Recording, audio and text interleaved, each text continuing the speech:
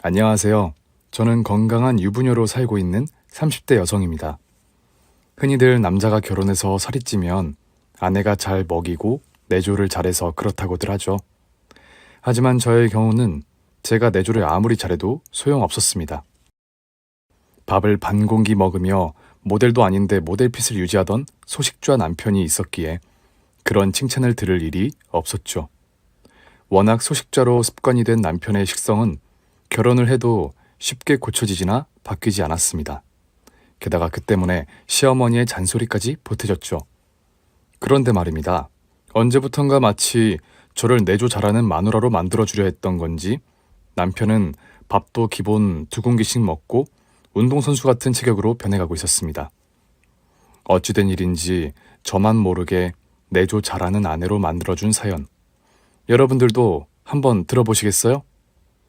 친한 친구가 주선해준 소개팅 자리. 당시 저는 26살의 직장인이었고 소개팅남은 29살의 금융회사 영업직 샐러리맨이었습니다. 듣기로는 일찍 사회생활을 시작해서 영업 능력 우수한 사원이라는 이야기였죠.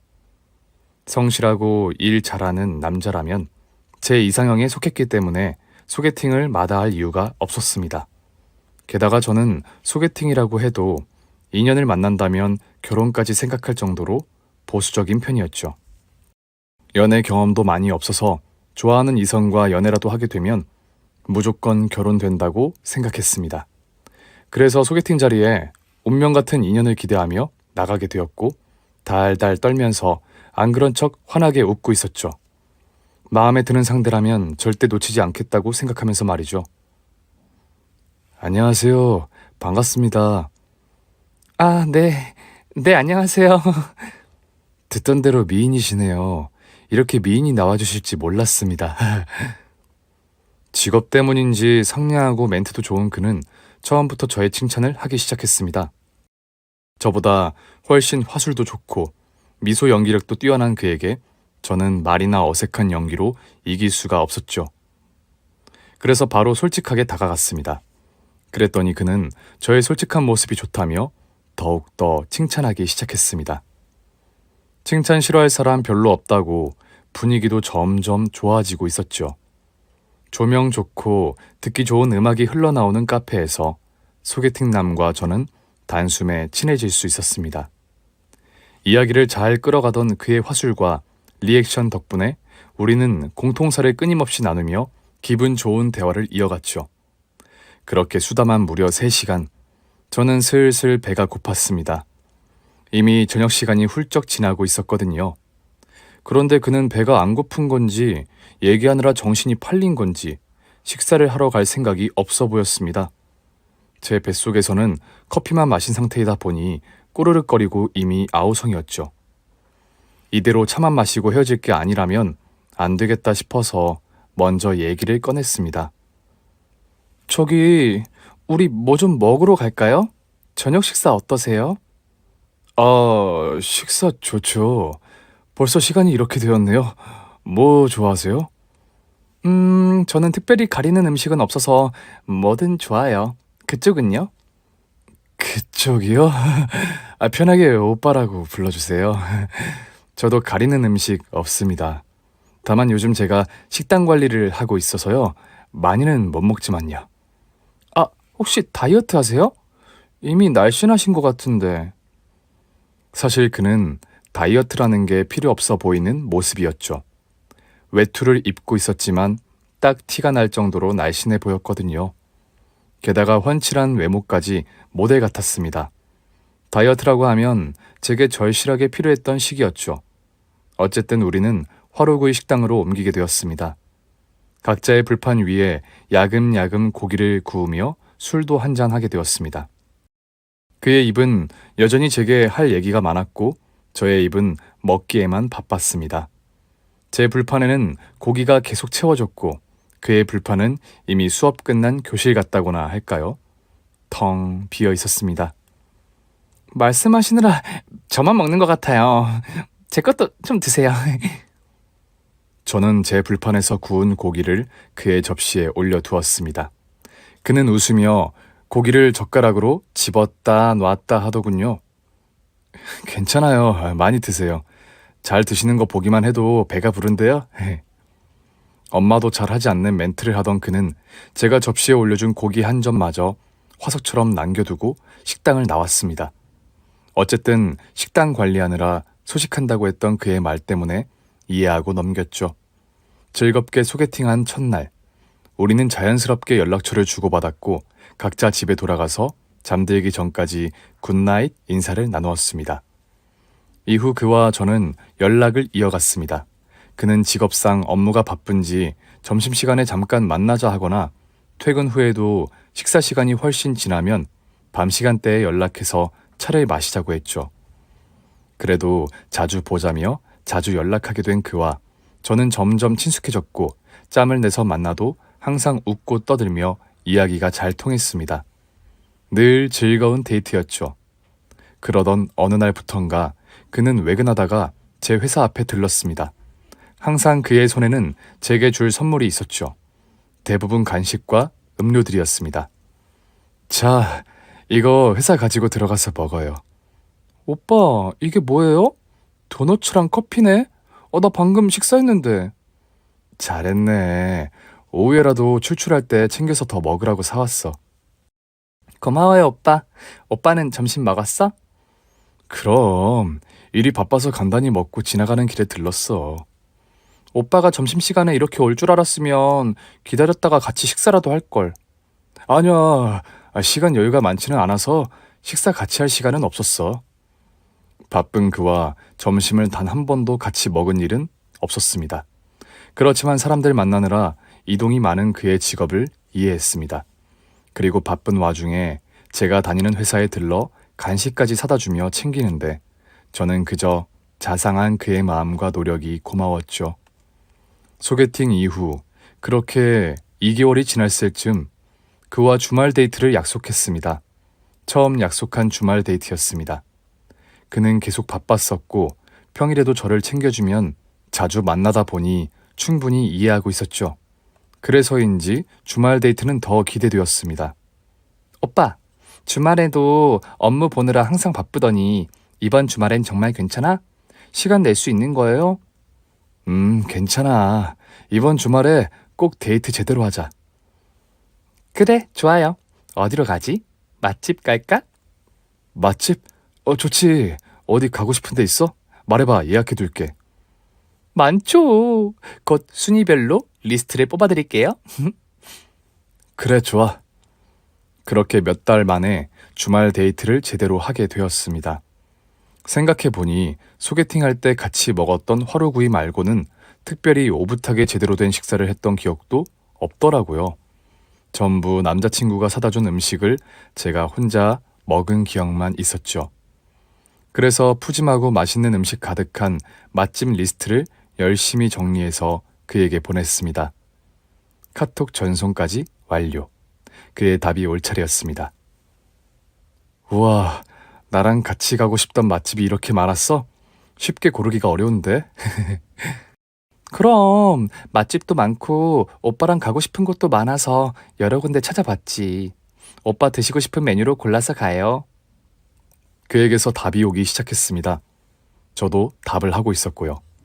그런데 맛집 리스트를 꼼꼼하게 보기라도 시작한 건지 바빠진 건지 몇 차례 답변 후 답이 없더군요. 늦게라도 연락이 오겠지 싶어 기다렸습니다. 그리고 밤이 되자 바빠서 이제야 연락한다며 답이 왔습니다. 제가 보내준 맛집 리스트 중에 초밥집이 있었는데 그곳에 가자고 하더군요. 저는 어디든 좋았습니다. 주말이 되었고 그와 함께 그가 골랐던 초밥집에 가게 되었죠. 그런데 먹기 위해 선택한 초밥 접시를 나르기 바쁜 저와는 달리 그는 저의 3분의 1 정도 겨우 먹는 모습이었습니다. 오빠, 아직도 식단 관리 계속해요? 아니면 혹시 입맛에 안 맞아요? 아니, 입맛에 맞아. 맛있는데? 역시 자기가 맛집 리스트에 적을 만한 곳이야. 근데 왜 이렇게 많이 못 먹어요? 자, 이 접시에 초밥도 좀 먹어봐요. 아까 사실 뭘 좀 먹고 왔어. 주말이라 늦게 일어나기도 해서 애매하게 먹고 나왔더니 벌써 배가 부르네. 제가 먹은 초밥 접시가 점점 쌓여서 에베레스트 정상까지 올라갈 높이가 될 쯤 저는 조금 민망했습니다. 그는 이제 겨우 동네 뒷산 정도 높이였거든요. 그래도 그와 저는 즐겁게 식사를 마쳤고 예쁜 카페에서 도란도란 이야기도 나누었죠. 그리고 밤이 되자 집에 바래다주는 길에 드라이브하면서 서로 좋아하는 음악을 들려주기도 했습니다. 우리들만의 추억을 만들어 가고 있었죠. 그렇게 추억들이 쌓여갔고 서로를 알아가며 믿음도 쌓여갈 쯤 그는 자연스럽게 저의 부모님과 인사도 하게 되었죠. 친화력이 좋아서 저의 부모님과도 금방 친해졌습니다. 제가 없을 때 저와 부모님이 사는 집에 들러 과일을 놓고 가기도 하고 성의를 다해 가족들까지 챙겨주었습니다. 저 또한 그의 어머니를 만나 인사를 드렸고 그렇게 우리는 결혼을 생각하게 되었습니다. 1년 반 정도 그의 변함없는 애정 공세로 행복한 연애를 이어가던 저는 28세에 유부녀가 되었고 결혼 후 시어머니와 가까운 동네에 신혼집을 마련하게 되었죠. 음식 솜씨 좋으신 시어머니는 집이 가깝다는 이유로 종종 들러 반찬을 챙겨다 주셨습니다. 우리 아들이 좋아하는 반찬들이야. 너도 잘 먹으니까 챙겨두거라. 네, 어머니 감사합니다. 그런데 시어머니는 반찬을 챙겨서 신혼집에 오시면 항상 냉장고를 확인해 보시기 시작했습니다. 처음에는 별일 아니라고 생각했는데 그때부터 시모의 잔소리가 시작되었고 별일이 되었죠. 예, 아니 이게 왜 아직도 있어? 한참 전에 준 반찬 아니니? 벌써 상했을 텐데 아직도 왜 그대로 냉장고에 있어? 멀쩡해도 먹을까 말까인데 상한 걸 그냥 두면 누가 먹는다고. 어서 치워라. 차가워 보이는 외모의 시모는 항상 차가운 말투로 단호박이셨습니다. 시어머니는 그날 이후로 먹는 음식이나 반찬에 예민하게 구셨고 검사 아닌 검사를 하셨죠. 냉장고를 열어본 날은 더욱 심하게 잔소리가 시작되었습니다. 얘야, 너희 요즘 아침 식사 안 하니? 그게 어머니, 저는 아침을 먹긴 하는데 남편은 입맛 없다고 하도 그래서 안 먹고 나가요. 어쩌다 겨우 요구르트만 마시고 나갈 때도 있고요. 뭐라고? 너는 내가 갖다 주는 반찬에 밥도 잘 챙겨 먹는 것 같더니 왜 너 남편은 굶겨? 요구르트 달랑 하나가 아침 식사로 든든하겠니? 그거 먹고 나가면 하루 종일 어떻게 일하겠어? 나가서 돌아다니느라 힘들 텐데 내가 갖다 준 재료로 샌드위치라도 만들어 먹여보내.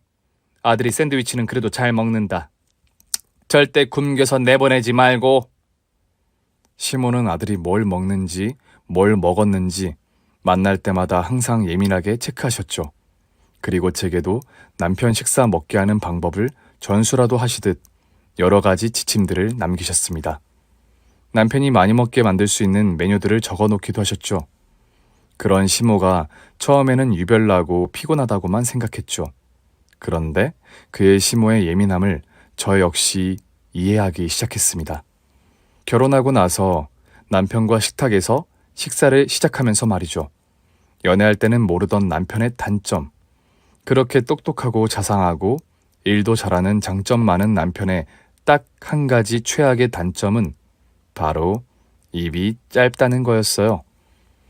남편이 연애 시절부터 식단을 관리하거나 다이어트를 했다는 건 모두 거짓말이었죠. 많이 먹지 않아서 하던 핑계였던 거예요. 사실 연애 초기에는 저와 같이 식사하는 일이 거의 없었고 저만 먹을 걸 챙겨다 주기도 해서 전혀 몰랐죠. 그리고 식사하는 일이 생겨도 항상 이런저런 핑계로 많이 먹는 걸 본 적이 없었으니까요. 생각해보면 늘 제가 남편의 두세 배를 먹는 풍경이었어요. 연애할 당시 비싼 고급 맛집을 가도 남편은 너무 안 먹어서 돈 아까워 저러나 오해하게 만든 적도 있었습니다. 그런데 제가 먹는 건 더 시켜주고 사주다 보니 길게 오해할 일은 아니었죠. 그냥 본인이 안 먹을 뿐이었어요. 워낙 입이 짧고 소식좌이던 남편 때문에 시어머니가 제게 하는 잔소리는 점점 더 많아졌습니다. 먹는 것에 관해서는 말이죠. 어릴 때부터 입이 짧아서 늘 쫓아다니면서 먹였을 정도야. 이제 너까지 내조하는 아내가 됐으니 그것만큼은 좀 필히 잘 챙겨서 먹여라. 너만 먹지 말고. 저만 먹는 게 아니라 남편이 안 먹는 걸 어떻게 해요? 라고 말씀드리고 싶었지만 내조하는 아내의 몫이라 생각하고 참았습니다. 시어머니는 집으로 직접 반찬을 가져다 주시는 날, 항상 남편의 퇴근을 저와 함께 기다리셨습니다. 남편이 퇴근하면 가져오신 반찬에 식사를 하자고 하셨죠. 그리고 그날도 기다리던 시간이 다가왔습니다.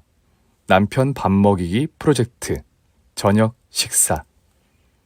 우와, 어머니, 뭘 이렇게 많이 만들어 오셨어요. 괜히 수고하지 마시고 어머니 잘 챙겨 드시지. 아침도 굶고 다닌다며? 점심은 회사에서 잘 챙겨 먹은 거야? 다 큰 아들 별 걱정을 다 하시네. 우리 어머니 챙겨서 어서 드세요. 시모는 그날도 남편을 마치 어린아기 입에 밥이라도 넣어주실 것처럼 밥 공기에 반찬을 올려주기 시작하셨습니다. 저는 시어머니가 가져다 주신 찬에 밥을 한 공기 뚝딱 비웠습니다. 그러는 동안 남편은 겨우 반 공기를 먹더니 할 일이 남아있다며 자리에서 일어났죠.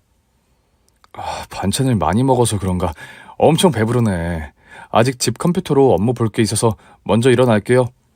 식사들 잘하고 계세요? 그런 남편이 여전히 못마땅하셨는지 더욱 차가워진 표정의 시모는 남편이 방에 들어가자 나긋나긋하지만 차가운 목소리로 저만 들리게 잔소리를 하셨습니다. 너는 남편이 저렇게 못 먹는데 아주 밥이 잘도 넘어가니? 때마다 간식이라도 먹게 해라. 상해서 반찬 버리게 두지 마라. 다 잘 먹으라고 가져다 주는데 왜 상하게 두는 거니? 어묵은 데워서 주고 볶은 반찬도 한 번씩 더 볶아서 내주고, 알겠니? 일하러 다니는 것도 피곤한데 식사라도 잘 차려줘야 하지 않겠니? 절대 음식 상해서 버리는 일 없도록 하라고. 네, 어머니 그렇게 할게요. 저만 많이 먹지 않고 남편 더 많이 먹일게요. 너무 걱정 마세요. 입 짧은 남편, 안 먹는 걸로 스트레스 받았던 시모는 남편보다 저에게 갈수록 잔소리와 구박을 하기 시작했습니다. 퇴근하는 길에 시모의 전화를 받으면 항상 식사 반찬 때문에 심부름과 잔소리가 이어졌죠. 여보세요? 어머니. 집에 가서 저녁 먹을 거 아니니? 가는 길에 내 집으로 먼저 좀 들르거라. 퇴근길에 들른 시댁 식탁에는 금은보화라도 담긴 것처럼 황금색 보따리들이 펼쳐져 있었습니다. 어머니가 남편 입맛 돌게 하라며 간장게장에 추어탕 재료며 이것저것 귀한 음식들을 싸두셨죠. 가져가라고 하시면서 먹이는 방법, 데우는 방법, 더불어 오늘 저녁에 어떻게 차려주라는 것까지 전부 다 설교를 듣다 와야 했습니다. 그리고 시모의 구박은 항상 덤이었습니다. 너는 갈수록 통통하구나. 살이 더 찐 거니? 아니에요, 어머니. 몸무게는 크게 늘지는 않았어요. 내가 이렇게 해먹이는데 둘 다 살이 찌면 모를까? 왜 너만 통통하게 살이 찌니? 혼자만 다 먹지 말고 남편 좀 챙겨 먹여. 여자만 살찌면 얼마나 보기 안 좋은데. 관리 안 하니? 너는 밥 반 공기 덜 먹고 남편은 한 공기씩 더 먹이고. 시모는 구체적인 구박과 잔소리를 하셨고 그런 날은 자주 생겨났습니다. 익숙해질 만도 한데 들을 때마다 입 짧은 남편 때문에 제가 피해당한다는 생각만 들었죠. 그리고 결혼 생활하며 몇 년이 지나니 관리를 안 한 것도 한 것도 아니지만 저도 살이 찌긴 쪘죠. 그런 제 모습을 볼 때마다 시어머니는 차가운 말투로 열심히 구박하셨습니다. 넌 여자애가 무슨 밥을 얼마나 먹길래 체격이 남자보다 커졌니? 요즘도 밥을 많이 먹냐? 그러니 우리 아들은 살이 바짝 마르고 너만 뒤룩뒤룩 살이 찌지. 어머니, 저 요즘 많이 안 먹어요. 운동할 시간이 줄어서 그런 것 같아요. 벌써부터 그렇게 꿀꿀이처럼 찌면 어떡해? 주변에서 욕 안 하니? 겉으로는 다들 좋은 척할지 모르지만 다들 속으로 욕한다니까? 남편은 말라가는데 너만 뚱뚱하게 살찌면 내조 못하고 꼴도 우스운 여자로 비웃지 뭐. 어머니, 제가 요즘 남편 내조에 신경 쓰느라 얼마나 바쁜데요. 억지로 입에 밥 말아 먹어 넣기까지 하면서 먹인다니까요. 남편이 그래도 안 먹는 걸 제가 어떻게 해요? 그렇게 말씀하시면 저 억울하고 서운해요. 밥을 억지로 먹일 게 아니라 맛있는 걸 잘 챙겨서 먹게 해야지. 내가 만들어준 반찬도 너만 다 먹고 살이 뒤룩뒤룩 찌니까 하는 말 아니니? 지난달부터는 남편 먹이려고 한약도 지었어요. 그리고 별별 쇼를 다 해도 달라지는 게 없어서 저도 걱정이라고요, 어머니. 시어머니의 전화를 받고 시댁에 들려 반찬을 챙겨갈 때마다 시모와 저는 같은 말을 반복하며 스트레스를 주고받았습니다. 어머니, 아들 식습관은 어머니가 어릴 적부터 잘 가르쳤어야죠. 라는 말까지 목구멍에 찼지만 꾹 참았습니다. 결혼 2년 차, 남편의 입맛 되살리기 프로젝트 말고는 크게 힘든 일은 없었죠. 그런데 시련이 찾아왔습니다. 회사에서 업무 중에 친정엄마의 전화를 받게 되었죠. 그 시간에는 자주 전화를 하는 일이 없던 엄마가 무슨 일인가 싶어 휴게 공간에서 조용히 전화를 받았습니다. 바쁜데 미안해, 딸. 통화 가능하니? 응, 엄마. 무슨 일 있어요? 실은 너희 아빠가 사업하면서 오랫동안 알던 지인을 믿는 마음에 보증을 잘못 서주게 됐어. 세상에 몇 억이 필요한 상황이라는데 막막해서 이를 어쩌면 좋으냐. 아빠는 오랫동안 중소기업을 운영해 오셨고 사업이 꽤 잘 되고 있었습니다. 그런데 사업 파트너로 알던 지인의 보증을 서게 된 일이 그만 꼬이고 말았던 겁니다. 저는 엄마의 말을 듣고 당황스러웠죠. 당장 1억도 없는데 어떻게 해결을 도와야 할지 갈피를 잡지 못했습니다. 엄마, 어떡해. 나도 당장 보낼 돈이 얼마 없을 텐데. 그래도 내가 한번 알아볼게. 너무 걱정 말고 계세요. 몇 달간의 유예 기간이 있었지만 아빠 사업이 휘청되고 있었고 그로 인해 집안 형편도 갑자기 좋지 않게 되었습니다. 저는 일도 결혼 생활도 집중하기 힘들었죠. 남편과는 무슨 일이든 하나부터 열까지 사사로운 일상까지 공유하고 털어놓았던 저였지만 갑자기 일어난 날벼락 같은 친정일을 말하기가 쉽지 않았습니다. 혼자서 그렇게 전전긍긍하며 말도 꺼내지 못하고 힘들어했죠. 그래서 남편의 아침 식사나 저녁 식사는 차려만 놓고 먹든지 말든지 신경을 쓸 여유가 없었습니다. 눈을 뜨면 가장 먼저 떠오르던 생각은 돈을 어디선가 구해야겠다는 생각에만 사로잡혀 있었죠. 저는 남편 모르게 대출도 알아보고 나름대로 돈을 마련할 궁리만 하고 있었습니다. 골치 아픈 하루하루 내색하지 못하던 어느 날, 남편은 휴직을 한다며 저를 더욱 당혹스럽게 만들었습니다. 여보, 할 얘기가 있어. 앉아봐. 무슨 얘긴데요? 나 오늘은 너무 피곤해서 일찍 잘 건데. 아무래도 이제 나는 휴직을 해야겠어. 일찍 시작해서 여태까지 일할 만큼 일했고 퇴직금도 받았으니까 이젠 좀 쉬엄쉬엄 잠시라도 놀려고. 갑자기 그게 무슨 말이야? 휴직이라니? 잠시 논다고? 갑자기는 무슨 다 계획 가지고 하는 말인데. 그걸 언제부터 계획한 건데? 나하고 상의도 없었잖아요.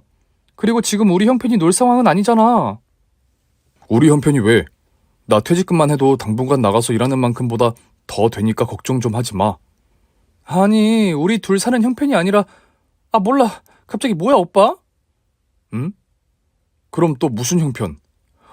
그리고 아무리 가정이 있고 결혼했어도 너무 일만 하고 밤에 자고 기계처럼 사는 인생에 지쳤어. 나도 밤에 친구들도 만나고 쉬고 놀면서 인생의 다음 챕터를 준비해보고 싶다고. 이 상황에 갑자기 오빠까지 왜 그래? 나 요즘 너무 이것저것 힘들단 말이야. 이 상황? 자기도 회사 일 힘들면 쉬어. 내가 퇴직금이며 다 알아서 먹여 살릴 테니 사는 건 걱정하지 말고. 아니, 그게 지금 무슨 말이냐고. 여보, 내가 뭘 잘못했어? 몇 번을 얘기해 알겠어. 아직 여유 있고 퇴직금에 좀 쉬고 놀면서 오랜만에 일만 해온 남편도 호사 좀 누려보겠다고. 잠시라도 이해해주면 안 돼? 책임감 있게 성실하고 묵묵하게 일 잘해오던 남편의 선전포고 같은 그 인생의 새로운 챕터인지 뭔지가 귀에 들리지도 않았습니다. 당연히 이해되지도 않았죠. 가뜩이나 친정 집안일로 너무 힘든 마음이었는데 남편은 아무것도 모르고 천진난만한 표정으로 쉬면서 놀겠다고 하니 더 뭐라 말할 수가 없었습니다. 그 순간 잠시 친정 집안 문제를 남편에게 얘기해볼까도 생각했지만 차마 엄두가 나지 않았습니다. 그런데 다음 날부터 남편은 정말 출근을 하지 않았습니다. 백수처럼 낮에 주로 집에서 시간을 보내는 것 같았어요. 저는 평소대로 똑같이 출근을 했고 친정 집안 문제로 돈을 알아보느라 바쁘게 지쳐가고 있었습니다. 그리고 매일 녹초가 되어 귀가했죠. 남편의 식사를 챙기기는커녕 제 식사도 못 챙기며 지내던 상황이었습니다. 그런데 언제부턴가 집에 도착하면 남편은 없었고 어두운 거실을 조명등만이 밝히고 있었죠. 남편은 친구를 만나러 나갔다 온다는 문자만 남겨두고 집을 비웠습니다. 피곤해 지쳐 씻지도 않고 밥도 먹지 않은 채로 누워 잠이 들었습니다. 남편이 집에 들어오는 소리도 못 듣고 아침까지 잠이 들었죠. 일어나 보니 남편은 아침 일찍부터 회사 일이 마무리 안 되었다며 또다시 서둘러 나가더군요. 그런 날들이 반복되었고 저도 정신이 없어서 별 다른 대화를 나누지도 못하고 회사로 출근했습니다. 그런데 꽤 오랫동안 남편을 신경조차 못 쓰고 온통 친정 집안일에 사로잡혀 있는데 남편의 행동이 이상하게 느껴지기 시작했습니다. 친구를 만난다며 늦은 밤에 외출하거나 회사 일이 마무리 안 되었다며 아침에 외출해서 밤늦게 들어오기 시작했죠.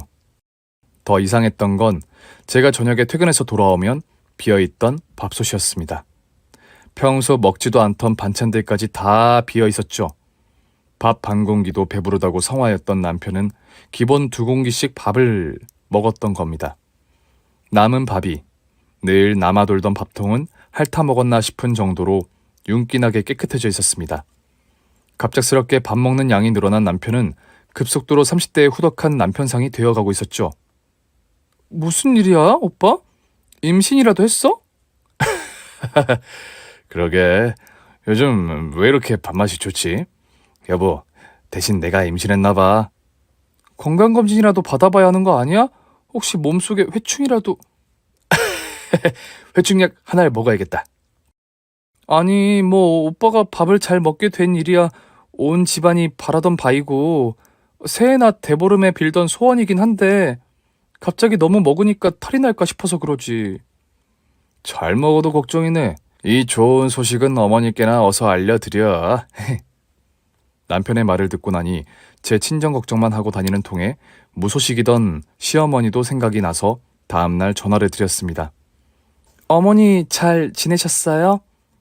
안 그래도 오늘 오랜만에 반찬 좀 챙겨다 주려고 들르려던 참이었는데 퇴근하면 너희 집에서 보자꾸나. 그날 저녁 어머니는 양손 무겁게 반찬 선물 세트를 들고 오셨습니다. 남편도 마침 집에 있었죠. 가져다 주신 반찬들을 꺼내서 정리하고 있는데 남편은 또 밤에 약속이 있다며 나가봐야 한다고 하더군요. 그러더니 다 차려지지도 않은 반찬에 밥을 한 공기 퍼서는 소밥 먹듯 꾸역꾸역 먹기 시작했습니다. 얼굴은 주걱으로 한 대 맞은 사람처럼 뺨에 밥풀까지 붙이고 말이죠. 어머, 여보, 아직 밥도 다 안 차렸는데 왜 그렇게 급하게 먹고 그래요? 잠깐만 좀 기다려봐.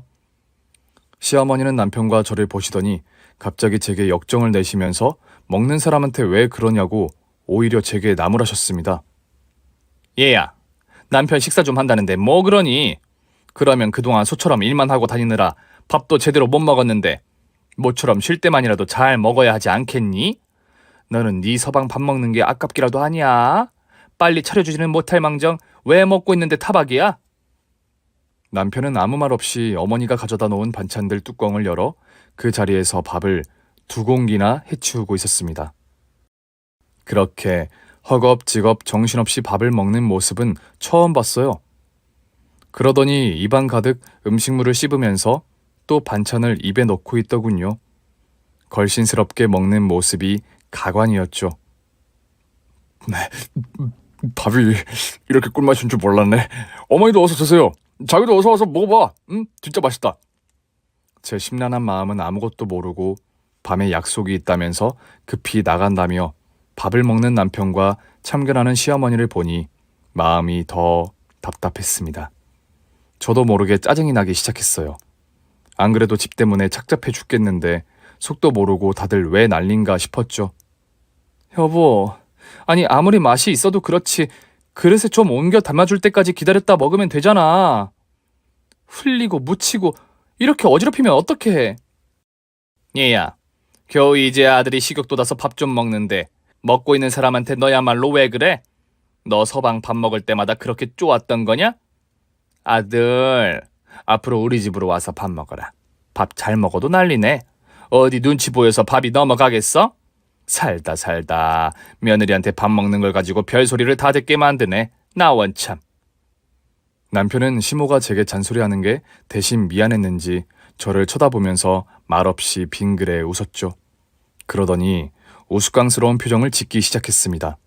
삐에로 가면이라도 쓴 사람처럼 과장된 얼굴로 회개한 표정을 짓더니 먹방하는 유튜버처럼 입안 가득 먹어대고 있었죠. 어이없어서 남편을 멍하니 바라보자 이번에는 제 앞에 놓인 밥그릇까지 본인 앞으로 가져가더라고요. 꼼짝 마라. 당신의 밥도 나의 뱃속에 감금시켜버리겠다. 내가 당신 밥까지 내가 다 먹어 치워버려야겠다. 그 와중에도 남편은 계속 장난을 치며 정말 돼지처럼 먹어대고 있었습니다. 저도 모르게 어이없는 웃음이 났죠. 그러자 남편은 제 웃는 표정을 보더니 윙크를 하더군요. 그리고는 국그릇을 두 손으로 들고 혀 짧은 소리로 장난을 치며 아이처럼 국을 더 달라고 졸라대기 시작했습니다. 여보, 저 국 좀 더 주세요. 더 주세요. 더더더더더요. 어이없는 남편의 장난에 져주는 척 국도 더 담아주고 반찬들을 챙겨주었죠. 시모도 잘 먹는 남편이 좋았는지 아예 식탁에 있던 모든 반찬을 남편 앞으로 몰아주기 시작하더라고요. 남편 앞에는 반찬들이 모래성처럼 쌓이게 되었고 더 놀라운 일은 그 모든 반찬에 밥을 엄청 잘 먹고 있었다는 점이었습니다. 그렇게 급격히 달라진 남편의 식습관과 패턴에 저는 뭔가 수상하다는 생각이 들었습니다. 처음에는 건강에 무슨 문제가 있나 걱정이 되기도 했으나 걱정은 의심으로 바뀌기 시작했습니다. 남편의 체격이 급격히 좋아지면서 유독 밥을 많이 먹은 날은 항상 밤마다 약속이 있다며 외출을 했고 그런 날들이 점점 늘어갔기 때문이었죠. 그리고 가끔 전화통화도 화장실에 들어가서 몰래 하다 나오기도 하고 숨기는 게 분명 생겼습니다. 바람이라도 피우나 의심이 생겼죠. 여보, 오늘 또 약속 있어요? 밤마다 누굴 그렇게 만나? 무슨 약속인데? 동창들 모이기로 했어. 술 많이 안 마시니까 걱정 마. 여보, 동창 모임이 왜 그렇게 자주 있어? 당신 혹시 나 의심해? 의심 받을 일 하고 다닐 사람이야 내가? 술도 많이 안 먹는데 왜 그래?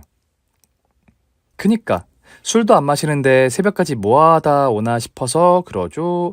그리고 동창 모임이 너무 자주 있으니까 궁금해서 그러지. 걱정 마.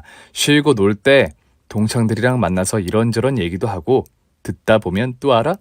좋은 사업 수완이 될지? 다 남편의 뜻이 있어서 나가는 거니까 쓸데없는 걱정하지 말고 일찍 주무세요. 그럼 언제까지 밤에 나가서 놀다 오려고 그러는 건데 일은 계속 안 할 거야? 왜 화를 내고 그래? 논 지가 얼마나 되었다고.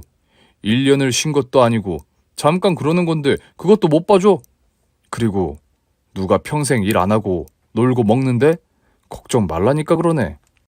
남편은 저를 안심시키려고 여러 핑계들로 둘러대며 밤마다 있다는 약속을 나갔습니다. 그때마다 얘기를 꺼낼수록 짜증이 나서 화를 내게 되었고 싸우게 일까지 생기다 보니 스트레스가 더 쌓여만 갔죠. 아무래도 저 모르게 남편이 바람이라도 난 게 분명했습니다. 이대로 당하고만 있어서는 안 되겠다 생각이 들었죠. 남편이 밤에 외출할 때 행방을 몰래 따라가 보기로 마음 먹게 되었습니다. 그날도 남편은 엄청난 식사를 하더니 예상대로 밤에 외출을 시도하고 있었습니다. 평안한 평상복 복장으로 갈아입은 남편은 나갈 준비를 마쳤죠. 야밤에 외출이 잦아져서 남편에게 화를 내던 저는 그저 조용히 남편의 동태를 살펴보고 있었습니다. 오늘은 웬일이야? 여보가 조용하시네. 나 나가서 적당히 놀다 올게요. 신경 쓰지 말고 푹 자. 화내기도 지쳐서 그래. 당신 마음대로 해. 저는 남편이 눈치채지 못하도록 외출하는 남편에게 평소대로 짜증을 내며 대꾸만 했습니다. 그리고 미리 챙겨두었던 까만 스카프와 뿔테 안경을 꺼내 서둘러 무장을 했습니다. 누가 얼핏 봐도 저라고는 모를 상태로 말이죠. 그리고 뒤따라 남편을 쫓아가기 시작했습니다. 남편은 술을 마시려고 가는 약속이었는지 차를 두고 어디론가 계속 걸어가기 시작했습니다. 바람 피우는 여자를 만나서 술이라도 마시려는 게 분명했습니다. 저는 들키지 않게 조심하며 빠른 걸음으로 따라갔죠. 귀신이 등장할 때 발소리 없는 느낌으로 사뿐사뿐 인기척 없이 계속 그의 행방을 쫓았습니다. 동네에서 조금 떨어진 곳에 이런 곳이 있었나 싶을 정도로 횡한 골목을 지났습니다. 예상대로 술집이 나올 법도 한데 유흥가나 술집들은 보이지 않았습니다. 저는 또 다른 의심이 시작되었죠. 근처에 사는 여자의 집으로 가는 거다. 그런 의심에 의심을 품고 계속 남편을 뒤따라갔습니다. 그런데 이게 무슨 상황일까요? 남편 뒤를 따라 한동안 걷다가 나온 곳은 제가 예상하던 여자가 있던 현장? 이 아니고 한 공사 현장이었습니다. 익숙한 듯 공사 현장에 있던 많은 인부들은 남편을 보자 맞아주는 모습이었습니다. 그래도 거기서 누군가 만나 술자리로 이동하려는 거겠지 소설을 덧붙인 의심은 끝이 없었죠. 그런데 잠시 후 남편은 씩씩한 걸음으로 컨테이너 사무실에 들어가더니 작업복으로 갈아입고 안전모까지 갖추고 나왔습니다. 그리고 인부들 속에 파묻혀 일하기 시작했습니다. 저는 너무 놀랐습니다. 실은 밤만 되면 이런저런 핑계를 대가며 저와 싸우기까지 하면서 외출을 하는 남편 때문에 별별 여자들을 다 등장시키는 상상을 했거든요. 술집 같은 곳에 가서 친구들과 여자들이 뒤섞여 어울릴 것을 상상하고 의심도 했었죠. 그렇게 예상 밖의 장소에서 남편의 모르는 모습을 발견하고 머릿속이 더 텅 빈 느낌이었습니다. 남편의 모습이 너무 낯설어 넋을 놓고 멍하니 지켜보다가 날이 새는 줄도 모르고 동이 틀 때까지 그곳에서 기다렸습니다. 날이 서서히 밝아질 즈음 남편은 원래 입었던 본인 옷으로 갈아입고 나오고 있었습니다. 저는 피곤함도 모르고 공사 현장을 걸어 나오는 남편 앞에 다가갔습니다. 남편은 아무것도 모른 채 입구 쪽으로 빠져나오고 있었고 그 앞에 제가 지키고 서 있었던 거죠. 당신 지금 여기서 이 시각까지 뭐하고 있는 거야? 갑자기 나타난 저를 보고 남편은 마치 귀신이라도 본 것처럼 소리를 지르며 놀라 쓰러졌습니다. 답답한 저는 아랑곳하지 않고 넘어진 남편을 붙들어 캐묻기 시작했습니다.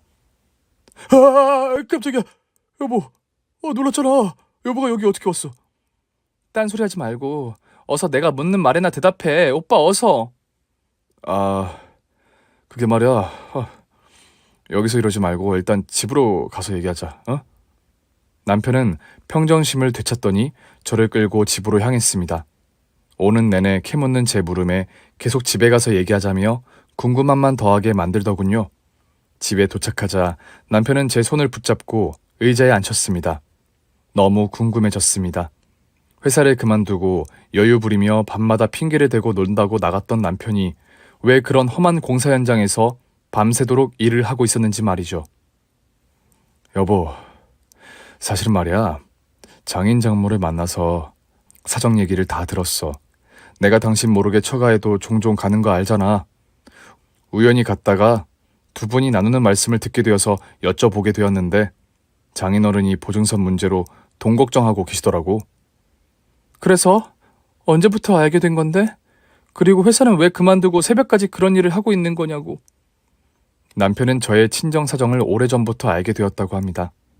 그리고 때마침 다니던 금융회사마저 재정이 안 좋아서 힘들어지게 될 것을 예상하고 혹시 퇴직금도 못 받게 될까봐 챙길 거 다 챙겨서 미리 나오게 된 상황이었다고 말이죠.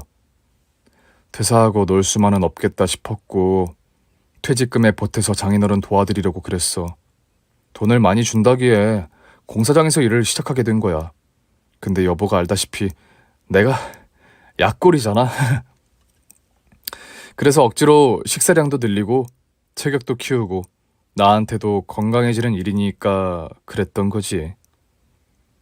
남편은 저도 모르게 조금이나마 제 친정에 보탬이 되려고 거짓말까지 하면서 아침이고 밤이고 일을 해왔던 거였어요. 그리고 몇 달간 모아둔 돈과 퇴직금을 넣어둔 통장을 제게 내밀었죠. 아직 턱없이 부족하다면서 말이죠. 남편이 공사 현장에서 시도 때도 없이 일하면서 번 돈과 퇴직금, 그리고 그간 모아둔 돈까지 1억이 들어있는 통장을 제게 주었습니다. 저는 남편의 모든 사실을 듣게 되고 눈물이 쏟아졌습니다. 저야말로 아무것도 모르고 남편을 의심하고 서운해했던 마음마저 미안하게 느껴졌죠. 이렇게 일하는 거 실은 우리 어머니도 알고 계셔. 처음에는 걱정하셨는데 내가 밥도 더 잘 먹고 운동선수들처럼 체격도 좋아지니까 좋아하시던데? 그리고 무엇보다 며느리 친정 일인데 남 일도 아니라며 오히려 더 열심히 도우라면서 어머니도 돈을 좀 보태주셨어. 남편은 방에 있던 가방에서 다른 통장까지 꺼내어 제 손에 들려주었습니다. 어머니의 이름이 찍혀있는 통장이었고 그 통장에도 1억이 넘는 돈이 들어있었습니다. 우리 모두 가족인데 모자라겠지만 이거라도 드리면서 보태보자고 하면서 말이죠. 통장 안에는 그동안 남편이 저 모르게 일하면서 피땀 흘려 모아온 노고가 고스란히 들어있었습니다.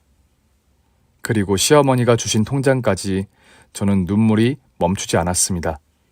이른 아침이었지만 전화기를 들어 바로 시모에게 전화를 걸었습니다. 어머니는 자다 깨서 놀란 목소리로 전화를 받으셨죠. 무슨 일 있니? 이런 시각에 무슨 일이야? 어머니. 어머, 아이가 왜 아침부터 울어? 왜? 무슨 일 있어? 어서 말을 해봐. 왜 울어? 어머니, 남편이 어머니 통장까지 주면서 알고 계셨다고 얘기해줬어요. 아이고 참, 아침부터 울며 전화해서 깜짝 놀랐잖아. 아니, 우리 하나뿐인 며느리 집에 일이 났는데 그럼 우리가 가만히 지켜보고 있겠니? 죄송해요, 어머니.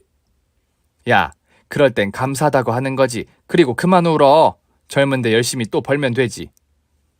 묵묵하게 도와주신 시어머니의 마음을 전혀 몰랐던 저는 늘 그랬듯이 유난히 더 남편 식사만 챙기는 모습에 서운해하고만 있었죠.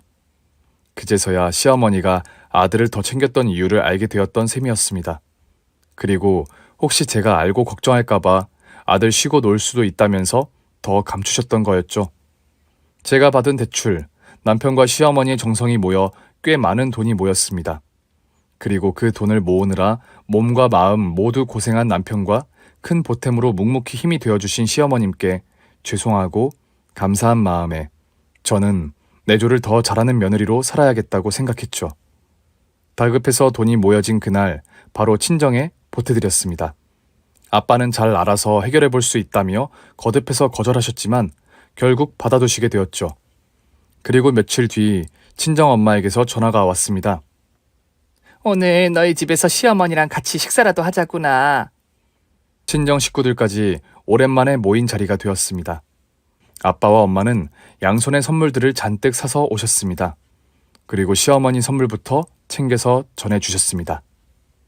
엄마, 무슨 선물을 이렇게 많이 사오셨어요? 돈도 없는데? 돈이 왜 없어? 고마운 사돈과 사위한테 다시 돈을 주고도 남게 많은데. 다행히도 아버지가 보증해줬던 지인이 스스로 돈을 감당할 수 있는 상황이 되었고 아버지에게도 더 이상 피해 없게 잘 마무리가 되었다고 하셨죠. 그리고 보태드렸던 돈은 이미 남편과 시어머님께 다 돌려주셨더군요. 사돈, 그래도 보태서 쓰시지 뭐 그리 급하게 되돌려 주셨어요. 이번 일로 걱정시켜드리고 패기친 것 같아서 약소하지만 이 선물 우선 좀 받아주세요. 너무 감사하고 죄송합니다, 사돈. 그래도 일이 잘 마무리되었다고 하니 정말 다행이네요. 우리 모은 돈으로 여행이나 다녀옵시다. 그래요, 좋죠. 너무 고맙습니다. 사돈, 그리고 사위, 자네한테도 우리가 너무 큰 은혜를 입었네. 앞으로 더욱 내 딸이 내조 잘하게 나도 더 챙길게. 정말 정말 고마워, 사위. 화기애애진 저녁 식사. 다 같이 모인 우리 가족 모두는 즐겁고 흐뭇하게 식사를 할 수 있었습니다. 어머니, 우리 그럼 다 같이 여행도 가고요. 부자도 됐는데 저 오늘도 밥 2공기 먹겠습니다. 여보, 밥 2공기 다 드시면 제가 후식이라도 올리겠나이다. 이제 밥까지 운동선수처럼 잘 먹어서 하나 있던 단점마저 사라진 제 남편은 여전히 건장한 체격을 유지하고 있답니다. 2공기까지는 아니지만 1공기가 마치 2공기 같은 고봉밥을 선호하고 있으니까요. 그리고 시어머니의 말씀대로 우리 가족 모두 여행도 함께 다녀왔습니다. 아버지의 사업도 잘 운영되고 있어서 걱정이 사라졌죠. 새로운 일도 시작한 남편은 밥 잘 먹고 건강미 넘치는 체력으로 파이팅이 넘쳤죠. 그리고 우리 부부는 아이도 가지게 되었답니다. 이제 아이가 태어나면 지금의 남편처럼 밥 잘 먹고 건강하고 착한 사람으로 자랄 수 있게 저도 예비 엄마 준비를 열심히 하고 있답니다. 그래서 요즘 시어머니는 남편에게 하시던 밥 먹이기 프로젝트를 제게 해주고 계시답니다. 아이 엄마는 무조건 골고루 잘 먹어야 한다면서 말이죠.